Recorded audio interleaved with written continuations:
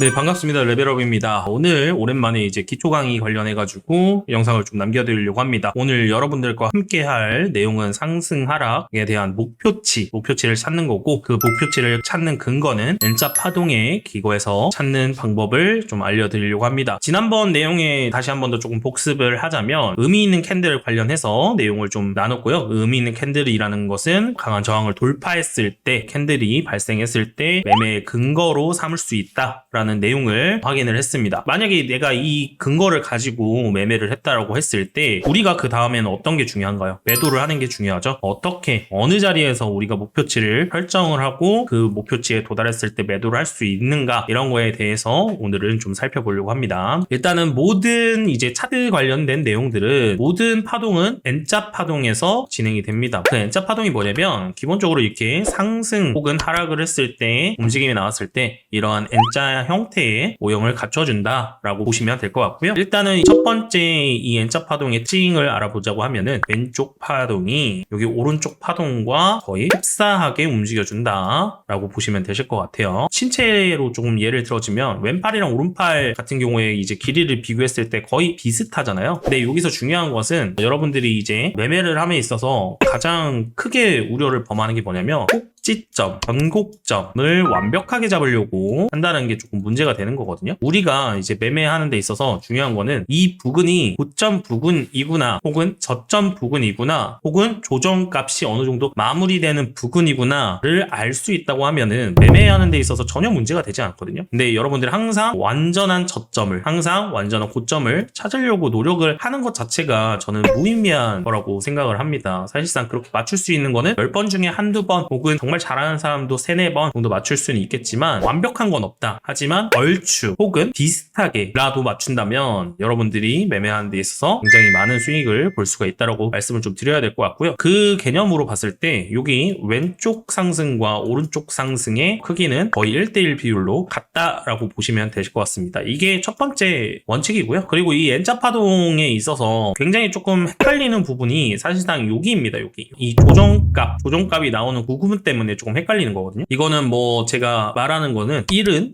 11과 같다 이렇게 표현을 하는데, 이 말이 뭐냐면 사실상 이렇게 N자 파동이 이쁘게 나와준다고 하면 헷갈릴 게 없어요. 그냥 N자 파동 보고 아, 파동이 나왔구나 라고 보시면 되는데, 이 조정값에서 여기가 이쁘게 그냥 이런 식으로 이렇게 나오지 않는다라는 거죠. 여기서 찌글바글 거리면서 조정값이 나오기 때문에 하나의 큰 N자의 움직임으로 볼 수 있느냐 없느냐, 이 부분 때문에 헷갈리는 거거든요. 어떻게는 이런 식으로 역헤드앤 숄더를 여기서 만들 수도 있고요. 이 조정값에서 쌍바닥의 형태를 만들면서 고점을 넘어가면서 이렇게 움직여주는 이러한 형태가 나올 수도 있는 부분들이 있기 때문에, 조정값이 나오는 부분에서 우리는 속지 말아야 된다라는 말씀을 좀 드립니다. 첫 번째, 오른쪽과 왼쪽은 같다. 그 다음에 두 번째, 1과 11은 같다. 그러니까 이 부분에서 한 번 꺾거나 이렇게 여러 번 꺾거나 결국 같은 거예요. 그냥 같은 조정값 안에 놓여 있는 거라고 보시면 됩니다. 그리고 세 번째는 이제 파동은 보통은 뭐 엘리어트 파동은 뭐 5파까지 있는데 1파, 2파, 3파, 4파, 5파 올라가고 ABC로 떨어진다, 뭐 이런 내용들이 있잖아요. 네, 뭐 그것보다 조금 저는 가볍게 설명을 좀 드리면 소파동, 중파동, 대파동이 있다 정도로 보시면 됩니다. 이 소파동, 중파동, 대파동이 뭐냐면, 여기 보시면 모든 상승은 혹은 모든 하락은 N자 파동으로 진행이 된다고 말씀드렸죠. 기본적으로 이렇게 소파동이 하나 나오고 나서 여기서 이미 파동 자체는 하나가 끝난 겁니다. 근데 결국에 조정을 받고 다시 한번 이 고점을 넘어가면 소파동이 하나의 파동으로 합체가 되는 거고요. 그 다음에 이거의 크기만큼 요만큼 상승을 하게 되는 거고, 또 일정 부분 조정을 받았을 때 다시 한번 더 이 고점을 넘어간다면 중간 파동이 결국에는 합체가 돼서 이런 큰 대파동이 만들어진다 라고 보시면 될 것 같아요. 여기 소, 중, 해 이렇게 보시면 됩니다. 그리고 한 가지 더 이제 말씀을 드리고 싶은 건, 이제 N자 파동에 있어서 이 조정값 에 대해서 조금 많은 얘기를 하잖아요. 눌림목을 봤을 때 236, 382, 5, 618 이런 것들 값을 말하는데, 이거는 이제 피보나치 값입니다. 여러분들, 피보나치는 뭐 네이버에 검색하면 가장 아름다운 숫자 이런 것들인데, 어쨌든 지금 236이나 382 구간에 따라서 이 조정값에 따라서 고점을 넘어갈 수 있느냐 없느냐를 어느 정도 재단을 할 수 있는데요. 기본적으로 강한 종목들 같은 경우에는 0.236, 0.382 정도까지의 조정값을 갖고 높은 구간으로 상승을 할 가능성이 가능성이 높고요. 기본적으로 5 정도 내려온다면 무난하게 그냥 조정받았다 정도로 보시면 될 것 같습니다. 그리고 618까지 내려온다면 이거는 조금 고점을 넘기기 어렵구나, 이렇게 고점을 못 넘기고 이런 식으로 떨어질 수는 있겠구나 정도를 가늠 정도 하는 거죠. 이 조정을 받았을 때 236을 제외하고는 기본적으로 이렇게 상승했을 때 여기서 또 하락 N자 파동이 어느 정도 완성이 되는 구간, 기본적으로 왼쪽이 나오고 반등이 나온 다음에 다시 떨어지는 이 완성이 되는 구간에 382 혹은 5가 걸린다면 여기서 기본 반등, 이 고점을 넘길 수 있는 강한 상승이 나올 수 있는 근거가 된다, 이렇게 봐주시면 되실 것 같습니다. 자세한 거는 제가 예시를 좀 들어드릴 건데 그 예시를 보면서 얘기를 나눠보면 될 것 같고요. 하락도 마찬가지입니다. 이 왼쪽에 나왔고 오른쪽이 나왔어요. 거의 같은 크기의 움직임이 나오시는 거고요. 여기서 큰 파동이 나왔을 때 소파동이 있고 이 소파동이 합쳐져서 이렇게 중파동이 되고 중파동이 합쳐져서 이렇게 대파동이 만들어진다, 이렇게 보시면 되고, 그 다음에 이 반등 권역도 마찬가지입니다. 382, 618 정도까지로 반등이 올라올 수 있다라고 보시면 될 것 같아요. 그러면 우리가 이런 N자 파동이 있었을 때 우리가 만약에 손절 라인 혹은 매수 라인은 어디가 될까요? 기본적으로 이제 매수 라인은 이 고점을 넘겼을 때 우리가 이미 목표가를 어느 정도 재단할 수 있기 때문에 우리는 이만큼만 먹으면 되는 겁니다. 반대로 손절 라인 같은 경우에는 우리가 반등을 주고 이 반등 세기가 만약에 382까지 올라와서 다시 내려왔을 때 이 저점을 이탈시킨다면 그러면 우리는 어떤 걸 예상해야 된다고요? 이만큼이 더 떨어질 것을 예상할 수가 있어요. 그러면 여기서 손절을 안 할 이유가 없게 되는 거죠. 손절을 해야겠죠. 간략하게 이제 N자 파동에 대해서 중요한 것들만 뽑아서 설명을 드렸는데 사실 이렇게 이론적으로만 들으면은 뭐 대충 다 이해가 됩니다. 다만 이제 예시를 조금 더 들어드리면서 같이 차트를 보면서 보게 되면 조금 신기하실 수 있어요. 아, 이래서 여기서 매수를 해야 되는 거구나. 이래서 여기서 손절을 해야 되는구나. 아, 이렇게 이런 파동을 하나의 큰 N자 파동으로 볼 수 있겠구나. 이렇게 보시면 될 것 같습니다. 자, 다음 예시로 넘어가도록 할게요. 자, 지금 보고 계시는 차트는 비트코인 일봉 차트고요. 기본적으로 우리가 N자 파동을 어떻게 사용하는지에 대해서 좀 예시를 좀 들려드릴 건데, 모든 파동은 N자 파동에서 기거해서 진행이 된다고 말씀드렸죠. 기본적으로 얘가 이렇게 올라왔다가 지금 단기적으로 조정을 받고 있는 구간이에요. 근데 얘가 다시 한 번 더 턴을 해서 여기 이 고점을 넘어갔을 때 우리는 여기를 매수의 근거로 삼을 수 있다는 거죠. 의미 있는 캔들이 발생을 했고 그 다음에 여기에 대한 목표 값은 어디로 잡을 수 있다, 이런 식으로 N자 파동이 올라오는 이 부근 내의 목표치를 잡을 수 있기 때문에 우리가 충분히 많은 수익을 볼 수 있는 구간이다 라고 보시면 되실 것 같고, 여기 보시면 제가 말씀을 드렸죠. 여기서부터 여기까지 피보나치를 그었습니다. 기본적으로 382 라인이 되어 있는 데서 지지를 받고 돌아가는데 제가 뭐라고 말했어요? 382 라인 내려왔을 때 N자 파동의 단기적인 마무리가 되어야 된다 라고 말씀을 드렸죠. 이렇게 작은 N자가 나오게 됩니다. 그렇기 때문에 단기적인 조정이 382에서 마무리되고 N자 파동도 마무리가 되어진 상황에서 고점을 넘어가는 움직임이 나왔을 때 이러한 파동은 큰 N자의 파동으로 올라갈 가능성이 굉장히 높다. 단기적인 목표치는 여기서 봤을 때 59K 정도 볼 수 있는 구간이다 라고 볼 수가 있는 거죠. 여기 사이에서도 중간중간 큰 N자인데 이런 식으로 작은 N자가 충분히 계속 나와주는 모습이거든요. 그렇기 때문에 이러한 움직임, 왜 여기서 우리가 매수를 할 수 있는지 근거도 알 수 있고 단기적인 우리 목표치를 알 수 있다. 여러분들 그렇게 말씀하시는 분들이 있어요. 정확하게 여기 맞고 내려온 게 아니지 않나요? 여기 넘어갔잖아요. 네, 맞아요. 넘어간 거예요. 근데 제가 아까 맨 처음에 말씀드렸던 것처럼 우리가 이 N자 파동을 이용해서 알 수 있는 것은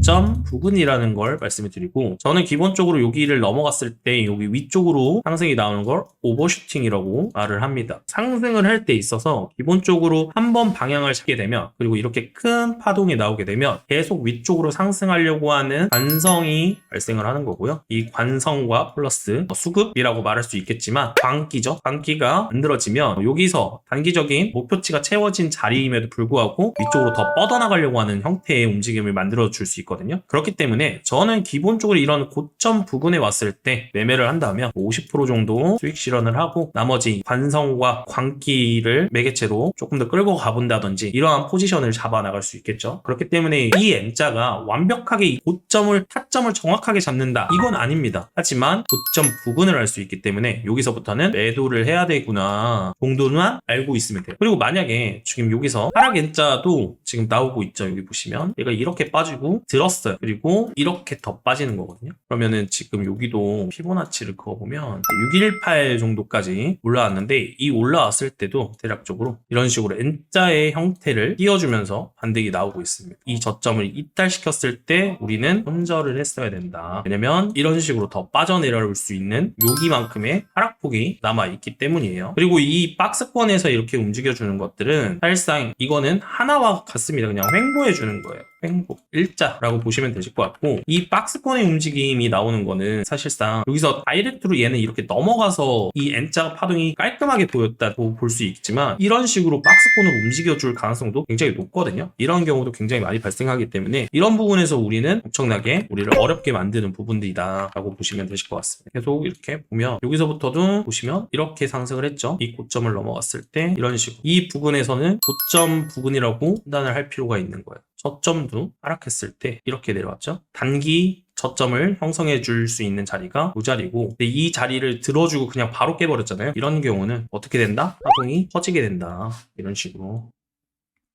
자, 이렇게. 그리고 다시 한 번 더 횡보해주는 자리. 여기서는 저점 부근이라는 걸 우리는 알 수가 있습니다. 이거는 이렇게 압축을 시키면 그냥 이렇게 움직인 거예요. 이거는 그냥 시세가 나오지 않았기 때문에 이거를 압축시키면 그냥 이렇게 나왔다라고 보시면 됩니다. 이 부분 때문에 우리가 어려운 거예요. 이 부분 때문에 우리가 어려운 거예요. 그렇기 때문에 이거를 압축시켜서 볼 수 있는 눈을 여러분들은 키우실 필요가 있습니다. 여기서도 넘어갔죠? 자, 이렇게 이 정도 부분에서 단기적인 조정을 받았어야 되는데 넘어가 있는 상황입니다. 저는 지금 구간에서는 조정이 조금 나와야 되는 구간이라고 보고 있고, 이 구간은 오버슈팅 구간이다 라고 보고 있습니다. 이 조정이 짧게 236 정도 받고 다시 이렇게 돌아나갈 수는 있겠지만 지금 구간에서는 그렇게 보여지고 있는 구간이고요. 이렇게 조금 비트로만 좀 설명을 드렸는데 여러분들 비트 말고도 알트, 그다음에 이제 다른 뭐 선물 차트, 주식 차트 전부 다 해당되는 내용이거든요. 기본적인 파동에 관련된 내용들이니까 여러분들이 이제 차트에 대고 여러 번 이제 그어보는 연습을 해보시는 것을 좀 추천해 드립니다. 사실 한두 번 한다고 해서 이게 바로 익숙해지지는 않을 거예요. 하지만 이제 매매하는 데 있어서 목표치 혹은 조정가 혹은 저점 부분을 찾기 위해서 굉장히 중요한 내용이니까요. 많이 연습해 보시는 것을 좀 추천드리겠습니다. 오늘 여러분들과 함께 좀 알아본 내용은 N자 파동에 관련된 내용을 좀 알아봤고요. 다음에는 기준봉 관련된 내용을 조금 같이 살펴보도록 하겠습니다. 감사합니다.